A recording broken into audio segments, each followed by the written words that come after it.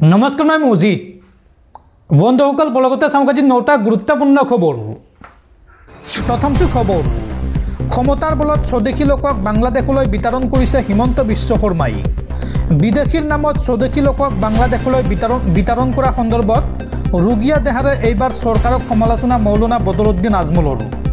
এয়াই ইউডিএফ প্ৰধান মৌলানা বদৰুদ্দিন আজমলে লগতে কয় যে আজমল থকালৈকে কোনেও স্বদেশীক বাংলাদেশী সজাব নোৱাৰে।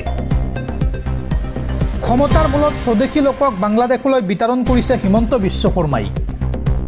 ৰুগীয়া দেহাৰে এইবাৰ চৰকাৰৰ পদক্ষেপক সমালোচনা মৌলানা বদৰুদ্দিন আজমলৰ। বদৰুদ্দিন আজমলে এই সন্দৰ্ভত কয় যে মৌলানা বদৰুদ্দিন আজমল থকালৈকে কোনেও আপোনালোকক বাংলাদেশী সজাব নোৱাৰে। মই থকালৈকে চিন্তা কৰিব নালাগে সংখ্যালঘুৱে। উচ্চতম ন্যায়ালয়ত আইনী যুঁজৰ বাবেও সাজু হৈছে মৌলানা বদৰুদ্দিন আজমল। আৰু এই সন্দৰ্ভত সকলোকে নথিপত্ৰ সাজু কৰি ৰাখিবলৈ আহ্বান আজমলৰ। মানৱীয়তা পাহৰি নীতি নিয়ম পাহৰি বাংলাদেশলৈ স্বদেশী নাগৰিকক পঠিয়াইছে চৰকাৰে। এই মন্তব্য এয়া ইউডিএফ প্ৰধান মৌলানা বদৰুদ্দিন আজমলৰ। পৰৱৰ্তী খবৰ, সাৱধান ই ৰিক্সা চালকসকল। এতিয়াৰ পৰা যধে মধে চলাব নোৱাৰিব ই ৰিক্সা। ই ৰিক্সা চালকসকলৰ বাবে আহি গ'ল 15টাকৈ নতুন নিয়ম। আৰু এইসমূহ নিয়ম উলংঘা কৰিলে লোৱা হ'ব একশ্যন, ভৰিব লাগিব বৃহৎ পৰিমাণৰ জৰিমনা। আজিৰ পৰা কাৰ্যকৰী হৈছে এই নতুন নিয়ম। এতিয়াৰ পৰা কি কি নিয়ম মানি চলিব লাগিব ই ৰিক্সাৰ চালকসকলে চাওঁ আহক। ই ৰিক্সা চালকৰ বাবে আহি গ'ল 15টাকৈ নতুন নিয়ম। আৰু এই নিয়মসমূহ উলংঘা কৰিলেই লোৱা হ'ব একশ্যন, ভৰিব লাগিব বৃহৎ পৰিমাণৰ জৰিমনা। আজিৰ পৰা কাৰ্যকৰী হৈছে এই নতুন নিয়ম। কি কি নিয়ম কাৰ্যকৰী হৈছে চাওঁ আহক। চৰকাৰে এই সন্দৰ্ভত জাৰি কৰিছে নতুন নিয়মৰ নটিচ। আৰু এই নিৰ্দেশনা অমান্য কৰিলে বাতিল হ'ব ই ৰিক্সাৰ পঞ্জীয়ন। প্ৰথমটো হৈছে খুৰা সেৱন কৰি চলাব নোৱাৰিব ই ৰিক্সা। তাৰপিছত কি কি নিয়ম আছে জনাই আছোঁ। ই ৰিক্সাত 5জনতকৈ অধিক মানুহ বহাব নোৱাৰিব। চালকৰ কাষৰ চিটত কোনো লোকক বহাই নিব নোৱাৰিব। ৰাষ্ট্ৰীয় আৰু ৰাজ্যিক ঘাইপথত সোমাব নোৱাৰিব ই ৰিক্সা। আৰু যাত্ৰীৰ বাহিৰে কঢ়িয়াব নোৱাৰিব অন্য সামগ্ৰী। আৰু এই নতুন নিয়মসমূহ আজিৰ পৰা কাৰ্যকৰী হৈছে। এই নিয়মসমূহ মানি চলিব লাগিব ই ৰিক্সাৰ চালকসকলে, অন্যথা ই ৰিক্সাৰ পঞ্জীয়ন বাতিল হ'ব, লগতে ভৰিব লাগিব বৃহৎ পৰিমাণৰ জৰিমনা। পৰৱৰ্তী খবৰ, ৰাজ্যৰ লাখ লাখ ৰেচন কাৰ্ডৰ হিতাধিকাৰীলৈ ভাল খবৰ। শীঘ্ৰেই সংগ্ৰহ কৰক আপোনাৰ ৰেচন। মনত ৰাখিব, এইবাৰ 3 মাহৰ চাউল আপোনালোকে একেলগে লাভ কৰিব। আৰু যদিহে ৰেচনৰ দোকানীয়ে আপোনাক চাউল কমকৈ দিয়ে বা আপুনি চাউল নাপায় বা ৰেচনৰ দোকানীয়ে কিবা দুৰ্নীতি কৰা আপুনি দেখা পাইছে, তেন্তে পোনপটীয়াকৈ চৰকাৰক আপুনি দিয়ক অভিযোগ। চৰকাৰে এই সন্দৰ্ভত মুকলি কৰিছে বিশেষ হেল্পলাইন নম্বৰ।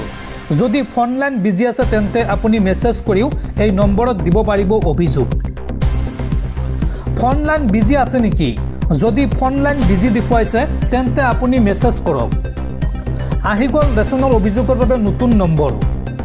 আপুনি এতিয়াই নোট কৰি ৰাখক 180034536111 এই নম্বৰটো।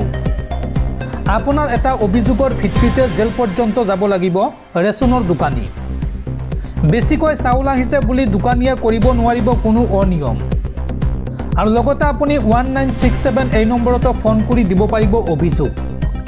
আৰু 180034536111 এই নম্বৰত কল কৰক যিকোনো অভিযোগ দাখিল কৰিবলৈ। আৰু ফোন নালাগিলে এই নম্বৰত মেছেজ কৰি আপোনালোকে দিব পাৰিব অভিযোগ। ৰেচনৰ চাউল দিয়াত অনিয়ম কৰিলেই বিপদ আছে দোকানীৰ। আজিৰ পৰা দিয়া হৈছে 105 কেজিকৈ চাউল। আৰু এইবাৰ 3 মাহৰ চাউল একেলগে লাভ কৰিব জনতাই। চাউল নাপালে বা চাউল কমকৈ দিলেই আপুনি দিয়ক অভিযোগ।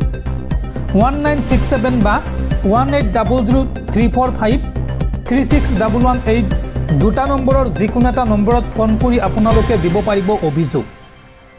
অন্তোদয়া অন্ন যোজনাৰ অধীনত 105 কিলোগ্ৰামকৈ চাউল পাব হিতাধিকাৰীয়ে। আৰু তাৰ পৰিৱৰ্তে ৰেচন কাৰ্ডৰ প্ৰতিজন সদস্যই লাভ কৰিব 15 কেজিকৈ চাউল। দৰ্শকসকল আৰু বহুতো গুৰুত্বপূৰ্ণ খবৰ আছে। তাৰ আগতে আপোনাক জনাওঁ যে যদি আপুনি এতিয়ালৈকে এইটো ভিডিঅ'ত লাইক কৰা নাই তেন্তে এতিয়াই ভিডিঅ'টোত লাইক কৰি দিয়ক আৰু এনেকুৱা ধৰণৰ ভিডিঅ'সমূহ নিতৌ চাবলৈ চেনেলটো ছাবস্ক্ৰাইব কৰি কাষত থকা বেল আইকনটো প্ৰেছ কৰি ৰাখক। পৰৱৰ্তী খবৰ, সাৱধান ৰাজ্যবাসী, ৰেইনফল ৰেকৰ্ড ভংগ হ'ল 2025 বৰ্ষৰ। আহি গ'ল জুন মাহৰ বাবে ভয়ংকৰ এলাৰ্ট। দেশজুৰি এইবাৰ স্বাভাৱিকতকৈও 108% অধিক হ'ব বৰষুণ। আগন্তুক 3 মাহলৈ সাৱধান হৈ যাওক, আহি আছে বিপদ। ৰেইনফল ৰেকৰ্ড ভংগ হৈছে এইবাৰ 2025 বৰ্ষৰ। আহি গ'ল জুন মাহৰ বাবে ভয়ংকৰ এলাৰ্ট। দেশজুৰি স্বাভাৱিকতকৈও 108% অধিক হৈছে বৰষুণ, বা এইবাৰ অধিক হ'বলৈ গৈ আছে বৰষুণ। আগন্তুক 3 মাহলৈ সাৱধান হৈ যাওক, আহি আছে বিপদ। জলবায়ু বিশেষজ্ঞই দিলে বৰষুণৰ ভয়ংকৰ এলাৰ্ট। 67 বছৰৰ অভিলেখ এইবাৰ ভংগ কৰিলে বৰষুণে। বৰষুণে ভংগ কৰিছে এইবাৰ সৰ্বকালৰ ৰেকৰ্ড। বানৰ প্ৰলয়ক লৈ আহিছে ভয়ংকৰ সতৰ্কবাণী। গুৱাহাটীত বৰষুণৰ 67 বছৰৰ অভিলেখ ভংগ হৈছে এইবাৰ। মে' মাহত পূৰ্বে কেতিয়াও হোৱা নাই ইমান বৰষুণ। 1958 চনত হৈছিল বৰষুণৰ ৰেকৰ্ড ভংগ, আৰু 67 বছৰৰ পাছত 2025 চনে ভংগ কৰিছে বৰষুণৰ ৰেকৰ্ড। গুৱাহাটীত 24 ঘণ্টাতো ৰেইনফল ৰেকৰ্ড ভংগ হৈছে। 111 মিলিমিটাৰ হায়েষ্ট বৰষুণ হৈছে এই বছৰৰ মে' মাহত, আৰু এয়া মাত্ৰ আৰম্ভণিহে, সম্পূৰ্ণ বাৰিষা আছেই। তেন্তে চিন্তা কৰক কি হ'বলৈ গৈ আছে আগন্তুক 3 মাহ। ভাৰতৰ দক্ষিণ দিশ আৰু উত্তৰ পূবত ভয়ংকৰ সতৰ্কবাণী। অসমত এইবাৰ বানে ল'ব প্ৰলয়ংকাৰী ৰূপ। এই বছৰ ভাৰতত বৃদ্ধি পাইছে বৰষুণৰ মাত্ৰা, গতিকে সাৱধানে থাকক সকলো। পৰৱৰ্তী খবৰ, আজি পুনৰ স্কুল কলেজ বন্ধ ঘোষণা। ধাৰাসাৰ বৰষুণৰ বাবে কাছাৰ জিলাৰ সকলো স্কুল কলেজ বন্ধ ঘোষণা। 2 আৰু 3 জুনত বন্ধ থাকিব জিলাখনৰ সকলো শিক্ষানুষ্ঠান। চৰকাৰী বেচৰকাৰী সকলো শিক্ষানুষ্ঠান বন্ধ ৰাখিবলৈ নিৰ্দেশ দিছে প্ৰশাসনে। পৰৱৰ্তী খবৰ, ভিক্টৰ দাসৰ বিৰুদ্ধে এজাহাৰ দাখিল বীৰ লাচি থানাৰ। দিছপুৰ থানাত এজাহাৰ দাখিল বীৰ লাচি থানা অসমৰ, আৰু এতিয়া যিকোনো মুহূৰ্তত গ্ৰেপ্তাৰ হ'ব পাৰে ভিক্টৰ দাস।